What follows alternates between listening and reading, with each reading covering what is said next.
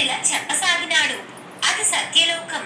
అక్కడ బ్రహ్మదేవుడు సరస్వతీదేవికి సృష్టి విశేషాలను వివరిస్తున్నాడు.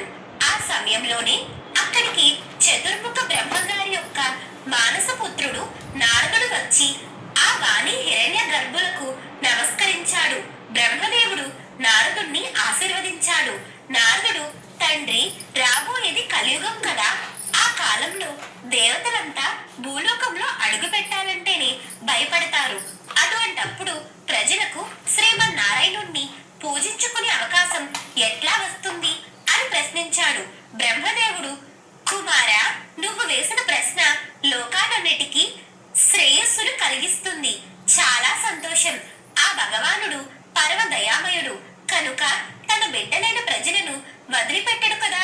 ఏదో ఒక కారణం కల్పించుకుని భూలోకంలో ఏదో ఒక రూపంగా అవతరిస్తాడు, చూస్తుండు అని చెప్పగా బ్రహ్మదేవుడు చెప్పిన మాట తప్పక జరుగుతుందని నమ్మకంతో నారదుడు సంతృప్తి పడ్డాడు. కొంతకాలానికి కలియుగం మొదలైంది. కలియుగంలో రాబోయే దోషాలను నివారించడం కోసం మహర్షులందరూ కలిసి నైమిషారణ్యంలో ఒక సత్రయాగం చేయాలని సంకల్పం చేశారు. అయితే ఆ యజ్ఞఫలాన్ని ఎవరికి దారిపోస్తే ప్రయోజనం లభిస్తుంది అనే విషయం మీద చర్చ జరుపుతున్నారు. ఇంతలో భృగు మహర్షి లేచి యజ్ఞఫలానికి త్రిమూర్తులైన బ్రహ్మ, విష్ణు, శంకరులలో ఎవరు తగినవారో నేను పరీక్షించి తెలుసుకుని వస్తానన్నాడు. ఆ భృగు మహర్షి మహాతపస్సంపన్నుడు. తన యొక్క తప ప్రభావంతో కుడి కాలిలో ఒక కంటిని కూడా పొందగలిగిన దీశాలి. మహర్షులందరూ విషయం తేల్చుకోవడానికి భృగు మహర్షిని పంపించడానికి నిర్ణయించుకున్నారు. ఆ భృగు మహర్షి మొట్టమొదటిగా సత్యలోకానికి వెళ్లి సరాసరి బ్రహ్మదేవునికి ఎదురుగా ఉన్న ఆసనం మీద కూర్చున్నాడు. వాణీపతికి మహర్షి తనకు నమస్కరించలేదని ఆయన మీద కోపం వచ్చింది.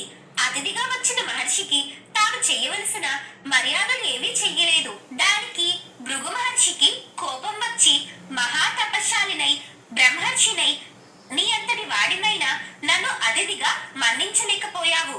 నీకు సృష్టికర్తలు నేనే కదా అని అహంకారం కనుక నీకు భూలోకంలో ఎక్కడా పూజా పునస్కారాలు లేకుండా పోవునుగాక అని శపించాడు బ్రహ్మదేవుణ్ణి. ఆ తరువాత భృగు మహర్షి పరమశివుని నివాసమైన కైలాసానికి వెళ్ళాడు. అక్కడ పరమేశ్వరుడు పార్వతీదేవితో కలిసి ఆనంద తాండవం చేస్తున్నాడు. ఆ కారణంగా శివుడు భృగు మహర్షి రాకను గమనించలేదు. దానితో భృగు మహర్షికి మిక్కిలి కోపం వచ్చింది.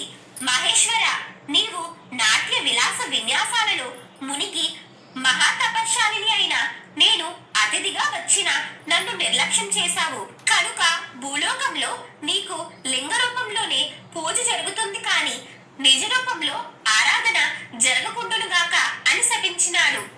ఆ తరువాత విష్ణులోకానికి వచ్చాడు. మాధవుడు శేషశయనుడై ఉన్నాడు. శ్రీ మహాలక్ష్మి జగన్నాథుడికి పాదసేవ చేస్తున్నది. నారాయణుడు ఆమెతో సరస సల్లాపాలు ఆడుతున్నాడు.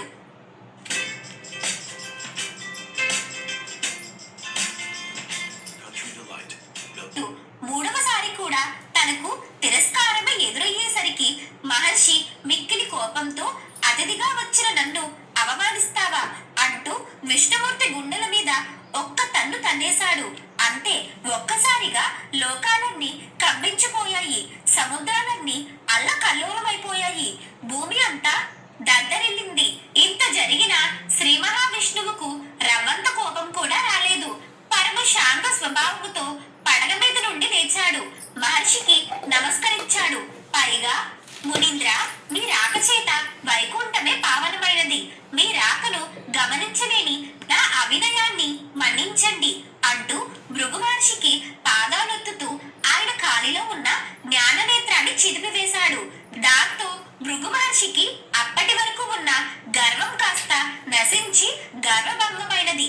వెంటనే మహర్షి విష్ణుమూర్తికి నమస్కరించి, ఓ దేవదేవ, నీ వంటి సత్వగుణ సంపన్నులు 14 లోకాలలోనూ లేరు.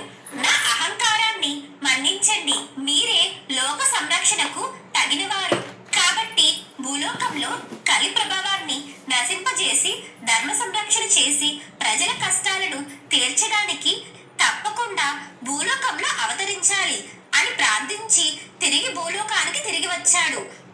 మహర్షులందరితో త్రిమూర్తులలోను పరమ సాత్వికుడు శ్రీమన్నారాయణుడే అతడే యజ్ఞఫలానికి అర్హుడు అని నిష్కర్షగా చెప్పినాడు.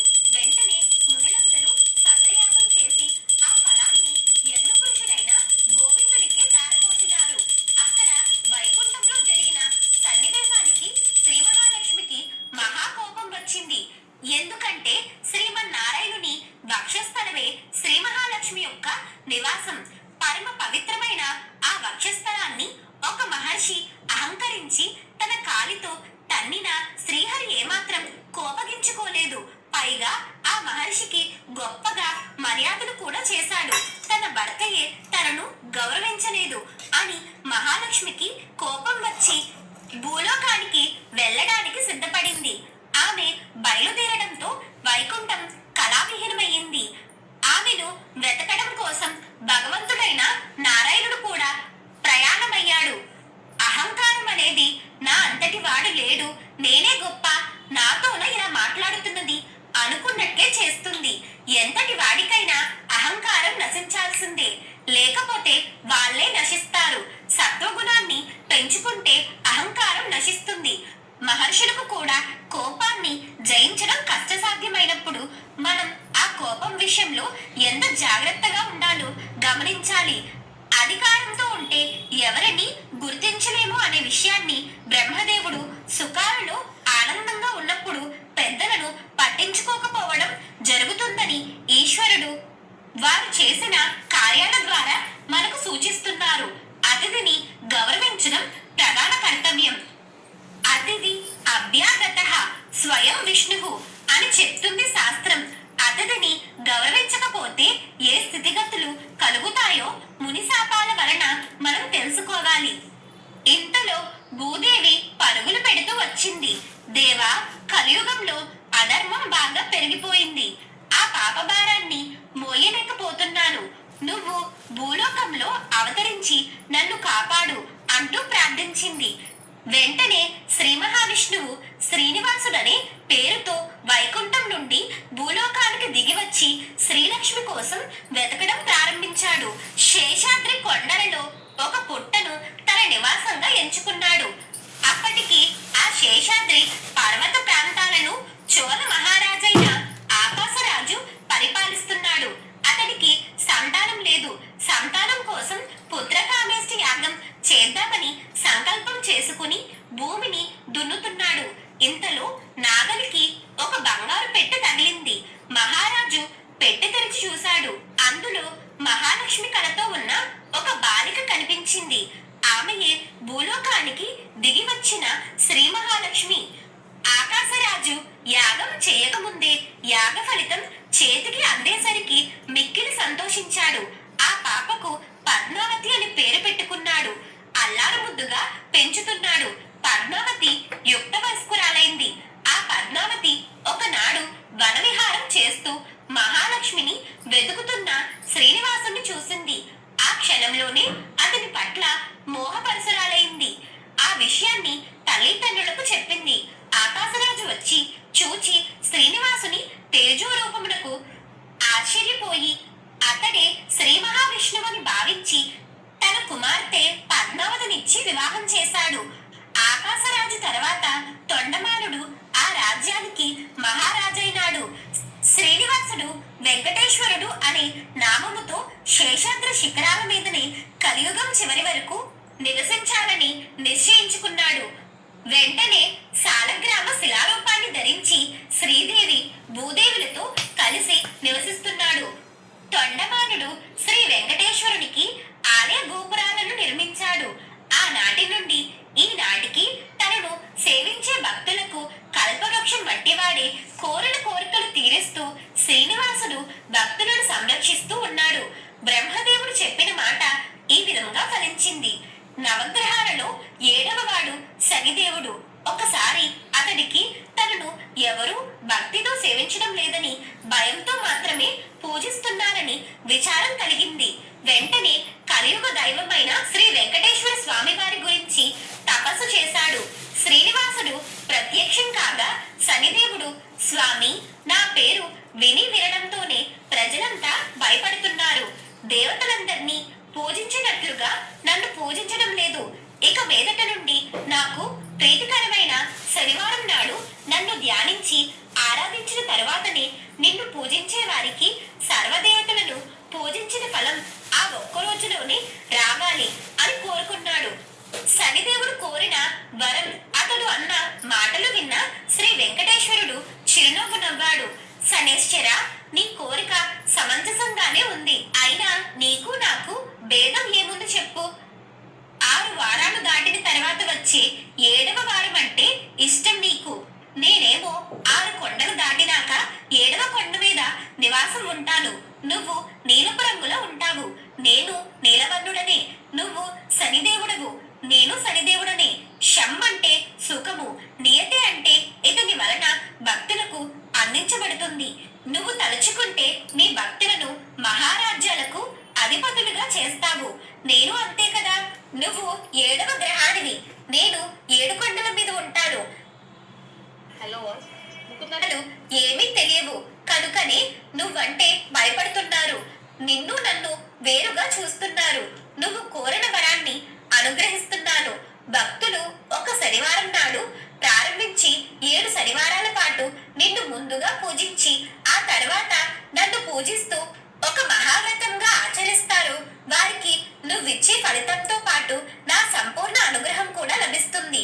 వాళ్ళు సమస్త శని దోషాల నుంచి విముక్తులై సౌఖ్యాన్ని పొందుతారు. ఆయురారోగ్య ఐశ్వర్యాది సకల శ్రేయస్సులను పొందుతారు. ఇందులో సంశయమే లేదు అని వరమిచ్చాడు. సౌనకాది మహామునులంతా సూదుడు చెప్పింది విని చాలా ఆనందించి ఈ సప్త శనివార వ్రతాన్ని ఆచరించి శ్రీనివాసుని అనుగ్రహం పొందిన వారెవరైనా ఉంటే వారి గురించి తెలపమని అతనిని అడిగారు. సూత మనిషి చెప్పడం ప్రారంభించాడు. ఇది ఒక కుమ్మరివాణి నిశ్చల భక్తికి చిహ్నం. కుమ్మరివాణి భక్తికి శ్రీ వెంకటేశ్వర స్వామి అనుగ్రహం చేత తిరుపతికి దగ్గరలో ఉన్న పల్లెలో జరిగిన ఒక సంఘటన బట్టి మనం గ్రహించవచ్చు. తిరుపతి మహాక్షేత్రములకు సమీపములో ఒక పల్లె ఉన్నది. ఆ ఊరిలో భీముడు అను ఒక కుమ్మరివాడు ఉన్నాడు. అతడు చాలా పేదవాడు. కుండలను తయారు చేసి వాటిని అమ్ముకుని జీవించేవాడు. అతనికి శ్రీ వెంకటేశ్వర స్వామిపై భక్తి ఎక్కువ ఉన్నది. చాలా కాలంగా దేవుడిని పూజించాలని ఉన్న కుటుంబ పరిస్థితిని బట్టి అతనికి ఆ అవకాశం లభించేది కాదు. అందుకని తాను సారెపై కుండలను తయారు చేసే ప్రదేశంలోనే శ్రీ వెంకటేశ్వర స్వామి వారి ప్రతిమను ఏర్పాటు చేసుకున్నాడు.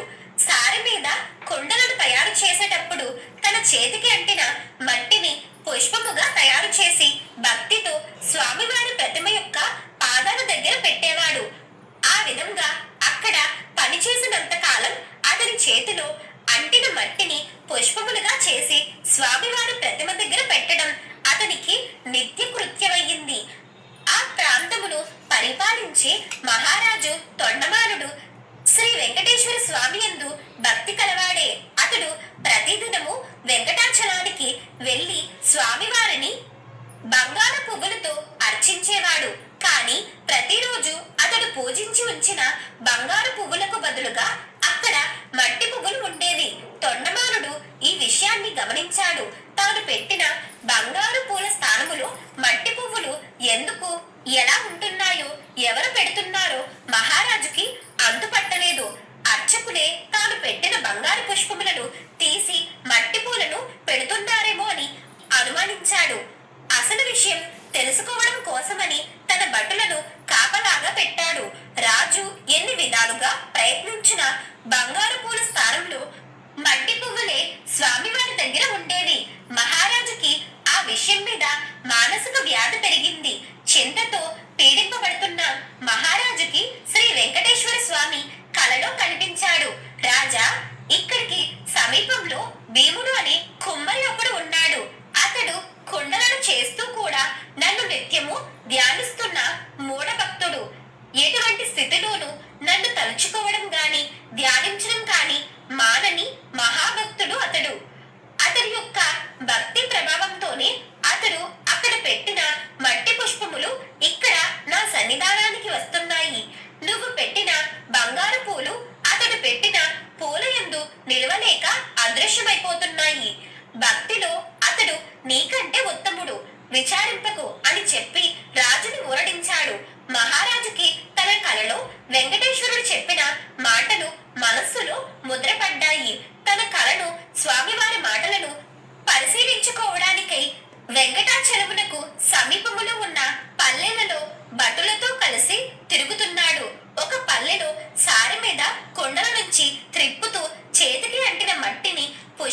చేసి తన దగ్గరలో ఉన్న శ్రీ వెంకటేశ్వర స్వామి వారి ప్రతిమ దగ్గర పడేటట్లుగా నేర్పుగా విసురుతున్న కుండలను చేస్తున్న భీముణ్ణి చూశాడు మహారాజు.